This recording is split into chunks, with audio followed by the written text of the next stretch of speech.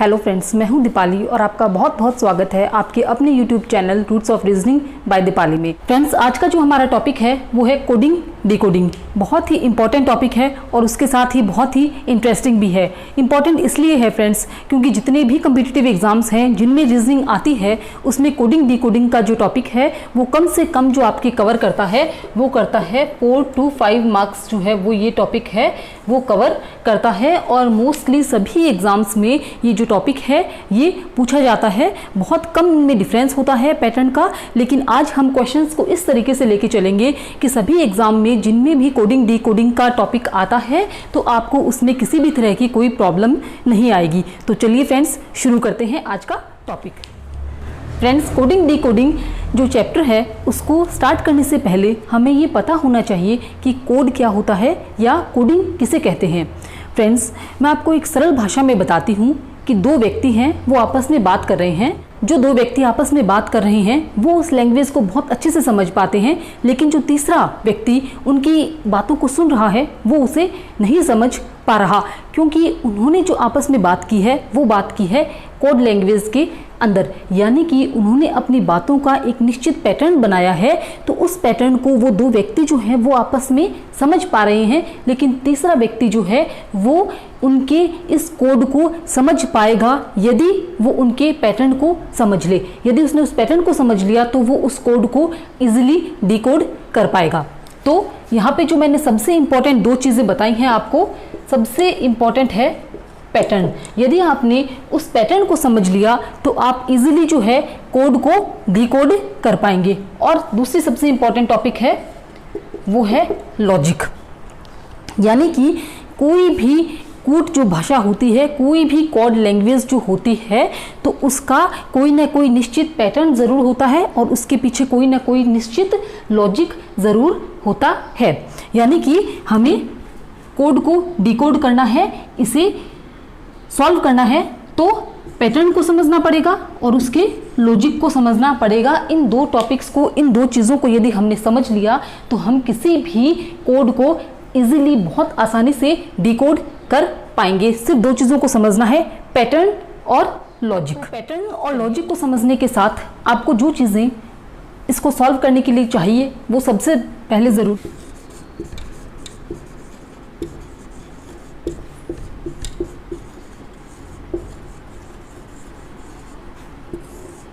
तो friends, pattern के साथ साथ आपको सबसे ज़्यादा जो चीज़ ज़रूरी है आपको पता होनी चाहिए वो है अल्फ़ाबेट्स की प्लेस वैल्यू। ये बहुत ज़्यादा ज़रूरी है कोडिंग डिकोडिंग को समझने के लिए। तो यदि आप पहली बार कोडिंग डिकोडिंग को पढ़ रहे हैं या उससे पहले आपने अल्फ़ाबेट की प्लेस वैल्यू के बारे में नहीं पढ़ा है, तो मेरा जो अल्फ़ाबेट टेस्ट का पहला वीडियो है उसमें मैंने बहुत अच्छे से अल्फ़ाबेट प्लेस वैल्यू प्लस इनके ऑपोजिट्स जो हैं उनको बहुत इजी ट्रिक्स के साथ में समझाया है। उस वीडियो का जो लिंक है वो आपको नीचे डिस्क्रिप्शन बॉक्स में मिल जाएगा। तो फ्रेंड्स, मेरी आपसे रिक्वेस्ट है कि आप इस टॉपिक को स्टार्ट करने से पहले एक बार अल्फ़ाबेट्स जो हैं उनकी प्लेस वैल्यू को और उनके ऑपोजिट्स को एकदम अच्छी तरीके से याद कर लीजिए कि आपको कहीं बीच में से भी यदि किसी अल्फ़ाबेट की प्लेस वैल्यू पूछी जाती है तो वो आपको ध्यान होनी चाहिए। तभी हम बहुत कम टाइम में एकदम एक्यूरेसी के साथ में कोडिंग डिकोडिंग के क्वेश्चंस को सॉल्व कर पाएंगे।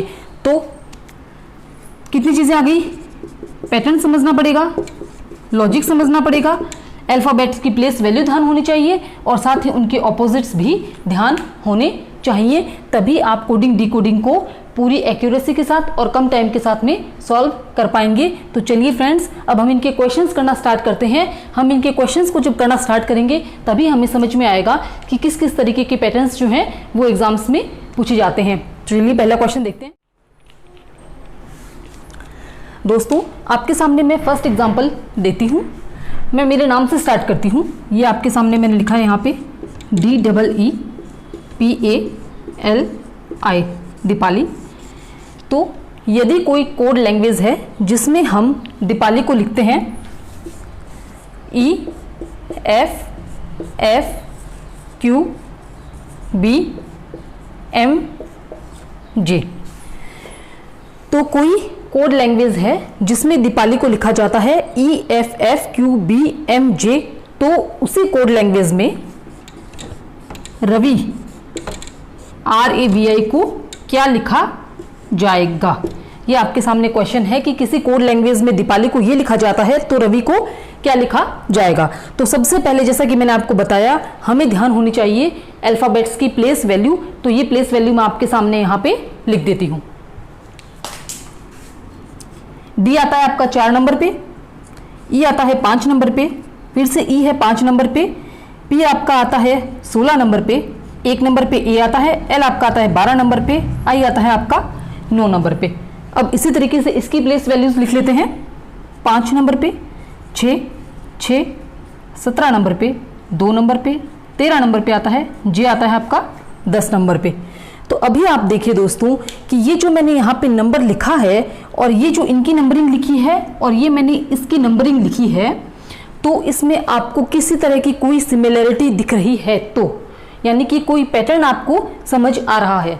तो इसको हम देखते हैं। तो हमें जो पैटर्न समझ में आ रहा है वो ये है कि 4 में 1 जोड़ते हैं तो 5 आता है, 5 में 1 जोड़ते हैं 6 आता है, फिर से 5 में 1 जोड़ते हैं तो 6 आता है, 16 में 1 जोड़ा तो 17 आया, 1 में 1 जोड़ा तो 2 आया, 12 में 1 जोड़ा तो 13 आया, 9 में 1 जोड़ा तो 10 आया है।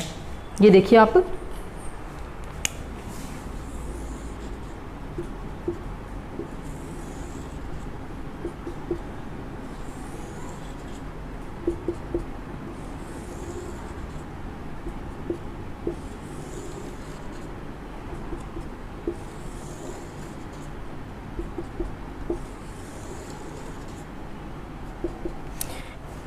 तो फ्रेंड्स, ये जो पैटर्न आपके सामने बना है ये बना है +1 का, यानी कि एडिशन पैटर्न। यानी कि हमने जो लेटर्स दिए हुए थे उसमें एक एक जो लेटर जोड़ा है, यानी कि उसका जो नेक्स्ट लेटर्स हैं वो हम इसमें लिखते गए हैं। अब इसी तरह के यही जो पैटर्न है, एडिशन का पैटर्न है, यही हमें इसमें फॉलो करना है, तो हम आगे का जो इसका डिकोड है इसको इजीली कर पाएंगे। तो चलिए दोस्तों, उसी तरीके से हम इसकी नंबरिंग लिख लेते हैं। आर आता है आपका 18 पे, ए आता है आपका 1 पे, बी आता है आपका 22 पे और आई जो है वो आता है आपका 9 पे। अब हमें जो करना है वो वही करना है जो क्वेश्चन में दिया गया है।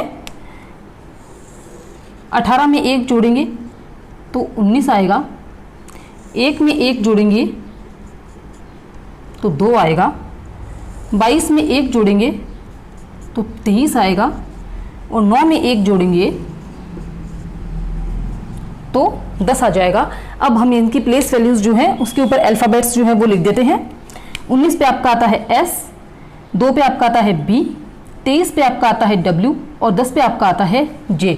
यानी कि जिस कोड लैंग्वेज में हमने दीपाली को इस तरीके से लिखा है, सेम उसी पैटर्न को फॉलो करते हुए एक एक जोड़ते हुए रवि को हम S, B, W, J जो है वो लिख सकते हैं। तो फ्रेंड्स, यदि आपने देखा कि हम बहुत इजीली इसको इस तरीके से भी बता सकते हैं कि D के बाद में E है, E के बाद में F है, लेकिन हमने इसकी जो प्लेस वैल्यूज़ हैं उनको इसलिए लिखा ताकि हम इसका जो पैटर्न है उसे बहुत अच्छी तरीके से समझ पाएँ और हमें किसी भी तरह की कोई गलती हमसे ना हो और इसका जो आंसर है इस पैटर्न को समझते हुए बहुत ईजिली हम निकाल सकते हैं। इसी तरह का एक क्वेश्चन और लेते हैं अभी। ये देखिए फ्रेंड्स, दूसरा एग्जाम्पल है आपके सामने कि SHER को हम किसी कोड लैंग्वेज में लिखते हैं U, L, K और Z। तो उसी कोड लैंग्वेज में हम SINGH सिंग को क्या लिखेंगे? फ्रेंड्स, सेम चीज़ फॉलो करनी है, इनकी प्लेस वैल्यूज़ आपको लिख लेनी है। S आपका आता है 19 पे, H आपका आता है 8 पे, E आता है आपका 5 नंबर पे और R जो आता है वो आपका आता है 18 नंबर पे। इसी तरीके से इसकी प्लेस वैल्यूज़ लिख लेते हैं। U आपका आता है 21 नंबर पे, L आपका आता है 12 पे, K आता है आपका 11 पे और Z जो आता है वो आता है आपका 26 पे। तो फ्रेंड्स, जब हम देखते हैं तो हमें इसके पैटर्न को समझने के लिए पहले ये देखना पड़ेगा कि 19 और 21 में किस तरह का रिलेशन है। तो 19 में जब हम जोड़ते हैं 2 तो आता है 21 और 8 में जब हम जोड़ते हैं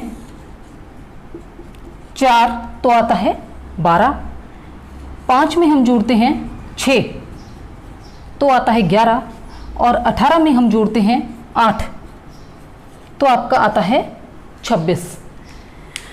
तो फ्रेंड्स हमने ये देख लिया कि हमने इसमें और इसमें क्या रिलेशन है। इसमें 2 जोड़ा 4, 6 और 8 जोड़ते हैं तो ये सामने वाला जो डिकोड इन्होंने दिया है वो आता है।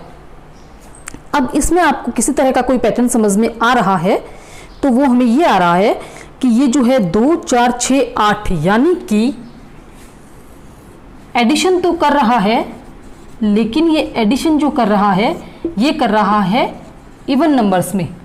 इवन नंबर्स 2, 4, 6, 8, 10, 12, 14 जो इवन नंबर सम संख्या हैं, आपकी सम संख्याएं जो होती हैं उनमें ये एडिशन जो है वो कर रहा है। तब इस तरीके से ये पैटर्न इसका बनता है। यानी कि एडिशन तो किया, जैसे कि हमने फर्स्ट एग्जांपल में लिया था उसमें एडिशन किया था, ठीक इसी में एडिशन तो इसने किया, लेकिन इसने एडिशन जो किया वो किया इसने इवन नंबर्स में। उसी तरीके से हम अब इस पैटर्न को समझते हुए इसको डिकोड करते हैं। एस है आपका 19 पे, आई है आपका 9 नंबर पे, एन आपका आता है 14 पे, जी 7 पे, एच आता है आपका 8 नंबर पे। तो चलिए इसको जोड़ते हुए लिखते हैं।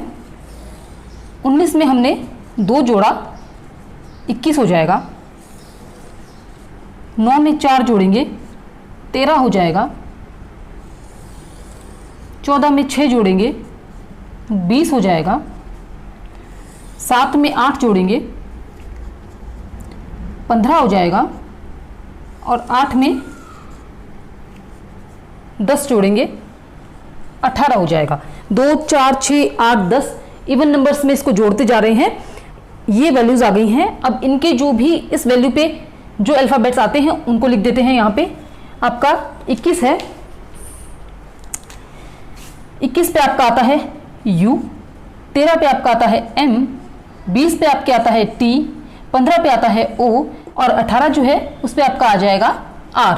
यानी कि जो शेयर कोड था उसको हमने ULKZ जिस कोड लैंग्वेज में लिखा उसी पैटर्न को हमने फॉलो किया और सिम को जो हमने UMTOR हम इसमें लिख सकते हैं। फ्रेंड्स, पहला था पैटर्न था एडिशन का, दूसरा है एडिशन में ही थोड़ा सा चेंज कर दिया है। एक और एग्जांपल लेते हैं, देखते हैं उसमें किस तरह का पैटर्न आता है। आपके सामने नेक्स्ट एग्जांपल है कि ग्रैंड को किसी कोड लैंग्वेज में लिखा जाता है FOVGU, देन लवर को क्या लिखा जाएगा। तो सबसे पहले वही स्टेप करना है कि इनकी प्लेस वैल्यूज लिख लेनी है। G है आपका आता है 7 नंबर पे, R 18 पे आता है, A 1 पे, N 14 पे, D आता है आपका 4 नंबर के ऊपर। इसी तरीके से F 6 पे आता है, O आता है आपका 15 पे, V आता है आपका 22 पे, G 7 पे और U आता है आपका 21 नंबर के ऊपर। अब जो हमें करना है दोस्तों वो ये करना है कि इनकी प्लेस वैल्यूज में किस तरह का रिलेशन है वो हमें फाइंड आउट करना है। तो देखिए आप कि 7 में से हम 1 माइनस करते हैं तो 6 आता है, 18 में से 3 माइनस करेंगे तो 15 आता है, 1 में से 5 माइनस करेंगे तो 22 आएगा। यहाँ पे फ्रेंड्स मेरा 1 से 5 माइनस करने का मतलब है कि हमें 1 से 5 पीछे की तरफ चलना है। यानी कि A से जब हम 5 पीछे की तरफ जाएंगे तो आता है आपका Z, Y, X, W और V। 1, 2, 3, 4, 5। A से हमें वैसे 1 से 5 माइनस अगर हम करते हैं तो वैसे तो आपका आएगा -4 आएगा, लेकिन यहाँ पे -5 से मतलब है आपको 5 पीछे की तरफ चलना है, क्योंकि 1 नंबर पे तो खुद A ही है, -5 करेंगे तो 22 पे V आ जाएगा आपका। N 14 पे है, 14 में से हम जब 7 माइनस करते हैं तो आता है आपका 7 और इसी तरीके से 4 है तो 4 यानी कि D खुद 4 नंबर पे है तो हम इससे 9 माइनस करेंगे तो आपका 21 आ जाएगा। 9 माइनस से मतलब है वही 9 पीछे की तरफ चलना है, तो 9 पीछे चलेंगे तो आएगा आपका C, B, A, Z, Y, X, W, यहाँ पे आएगा V और यहाँ पे आपका आएगा U। 1, 2, 3, 4, 5, 6, 7, 8, 9। 9 जब पीछे गए तो यहाँ पे आता है U, तो 4 में से -9 करेंगे तो यहाँ पे आपके आ जाएगा 21 नंबर पे U। इस तरीके से हमें इसे समझना है। अब देखिए दोस्तों, ये जो पैटर्न बना है ये क्या है?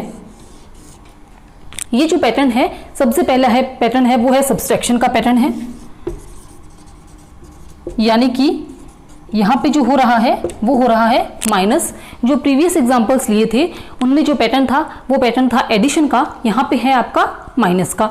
और माइनस किस तरह का हो रहा है, आप देखिए यहाँ पे माइनस हो रहा है -1, 3, 5, 7, 9, ये संख्याएं हैं, ये ऑड नंबर्स हैं, विषम संख्याएं हैं। तो सब्सट्रैक्शन हो रहा है, विषम संख्याओं का हो रहा है। तो हमने पैटर्न समझ लिया कि हमें विषम संख्याओं में इसको जो है वो माइनस करना है, तो हम इसे कोड से डिकोड कर देंगे। तो सेम यही पैटर्न हमें लवर पे अप्लाई करना है। चलिए, L है 12 पे आता है, O 15 पे, V 22 पे, E 5 पे और R 18 पे। तो चलिए फ्रेंड्स, 12 माइनस 1 करेंगे तो आपका आएगा 11,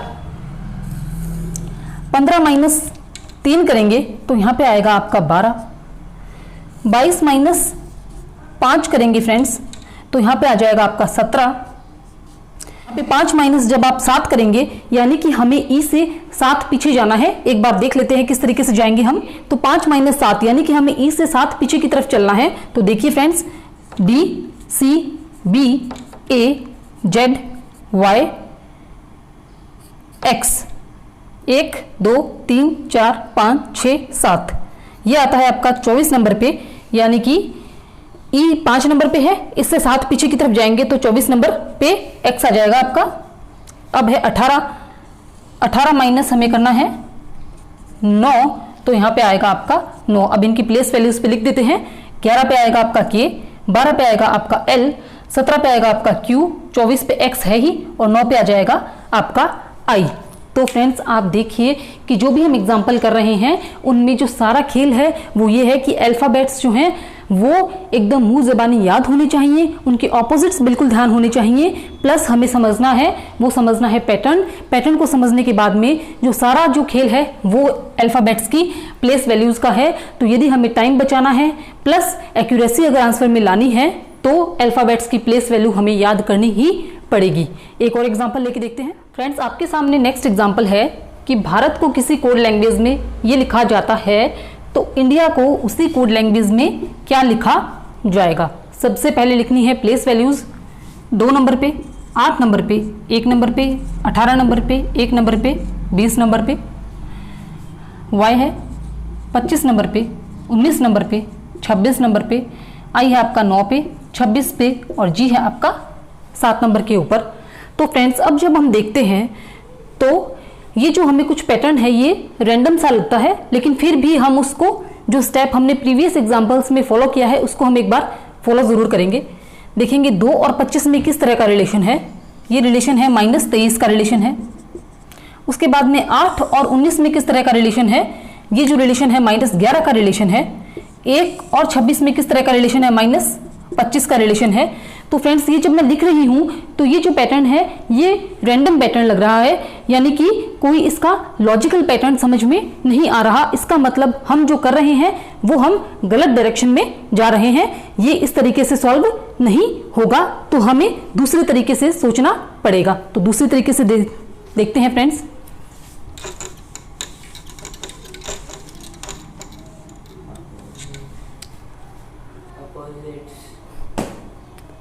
जब हमने अल्फ़ाबेट्स के प्लेस वैल्यूज याद किए थे तो हमने एक और चीज़ याद की थी, वो थी इनके ऑपोजिट्स। तो आप देखिए कि B जो है उसका ऑपोजिट होता है Y, H का ऑपोजिट होता है S, A का ऑपोजिट होता है Z, R का होता है I, A का होता है Z और T का होता है G। ये इनके ऑपोजिट्स हैं। तो हमें पैटर्न समझ में आ गया, ये पैटर्न है आपका ऑपोजिट्स का पैटर्न है। और पैटर्न समझने के बाद में हमें क्वेश्चन हमारा गलत हो ही नहीं सकता।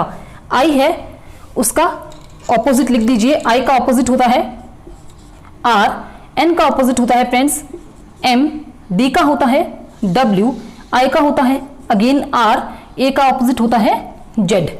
तो देखिए कितनी इजीली हमने इसको सॉल्व कर दिया। लेकिन फिर से वही बात है कि याद होनी चाहिए, वो होनी चाहिए ऑपोजिट्स, हमें इनके याद होने चाहिए। यहाँ पे प्लेस वैल्यूज ने काम नहीं किया, यहाँ पे काम किया है इनकी ऑपोजिट्स वैल्यू ने। तो फ्रेंड्स चलिए बढ़ते हैं नेक्स्ट एग्जांपल की। आपके सामने नेक्स्ट एग्जांपल है कि टाइम को किसी कोड लैंग्वेज में JUFN लिखा जाता है तो तो उसी कोड लैंग्वेज में बोथ को क्या लिखा जाएगा। तो फ्रेंड्स सबसे पहले इनकी प्लेस वैल्यूज लिख लेते हैं एक बार। 20 पे P आता है, 9 पे, 13 पे, 5 पे, 10 पे, U है आपका 21 पे, 6 पे, N है आपका 14 पे। तो फिर से हम इनकी रिलेशंस को एक बार देखते हैं, इनकी प्लेस वैल्यूज में क्या रिलेशन है। तो 20 में से जब हम 10 माइनस करेंगे तो 10 आता है। इसी तरीके से 9 में 12 जोड़ते हैं तो 21 होता है। 13 में से 7 माइनस करते हैं तो 6 आता है। तो फ्रेंड्स ये फिर से वही है कि रैंडम पैटर्न बन रहा है, कोई इनका जो फिक्स पैटर्न है वो नहीं बन रहा है। तो हमें इसको दूसरे तरीके से ही देखना पड़ेगा। जब इस तरीके का हो, आप देखिए न इसमें एडिशन का पैटर्न आ रहा है, दूसरा नंबर था सब्सट्रैक्शन, न इसमें सब्सट्रैक्शन का पैटर्न बैठ रहा है, ना इसमें बैठ रहा है ऑपोजिट्स का पैटर्न। तो फिर जब किसी भी तरह का कोई पैटर्न जो फिक्स पैटर्न्स होते हैं प्लस माइनस ऑपोजिट्स वो नहीं समझ में आ रहा है, तो इस तरीके के क्वेश्चन में हम इसको इस तरीके से इसके नीचे लिखेंगे JUFN। तो ये देखिए आप इस तरीके से लिखते हैं तो हम देखते हैं कि 20 के आसपास वाला है 21, 9 के पास वाला है 10, इसी तरह 5 के पास में आता है 6 और 13 के नंबर पास में आता है 14। तो फ्रेंड्स इस तरीके का जो ये देखिए रिलेशन है, यानी कि यहाँ पे भी इसने +1 ही किया है, लेकिन +1 करने के साथ साथ इसने क्रिस क्रॉस का पैटर्न भी साथ में लगा दिया है। यानी कि जो पैटर्न बन रहा है वो पैटर्न बन रहा है criss cross pattern plus addition. Criss cross भी हो रहा है प्लस इसमें एडिशन भी हो रहा है। तो इसी तरीके से हम देखेंगे तो B आता है 2 नंबर पे, O आता है आपका 15 नंबर के ऊपर, T 20 पे, H आता है आपका 8 पे। तो हम +1 करेंगे यहाँ पे 3, यहाँ पे +1 करेंगे 16, यहाँ पे +1 करेंगे 21, यहाँ पे +1 करेंगे तो आएगा 9। 16 पे आपका आता है P, 3 पे आता है C, 9 पे आता है I और 21 पे आता है आपका U। तो बोथ को हम उसी कोड लैंग्वेज में PCIU लिख सकते हैं। यानी कि कोई फिक्स पैटर्न समझ में नहीं आया तो हमने इसका जो डिकोड है उसको नीचे लिखेंगे तो हमें जो रिलेशन है वो समझ आ जाएगा। यानी कि क्रिस क्रॉस हो रहा है प्लस एडिशन हो रहा है। सेम इसी पैटर्न को हमने फॉलो करते हुए बोथ का यहाँ पे नीचे लिख दिया PCIU।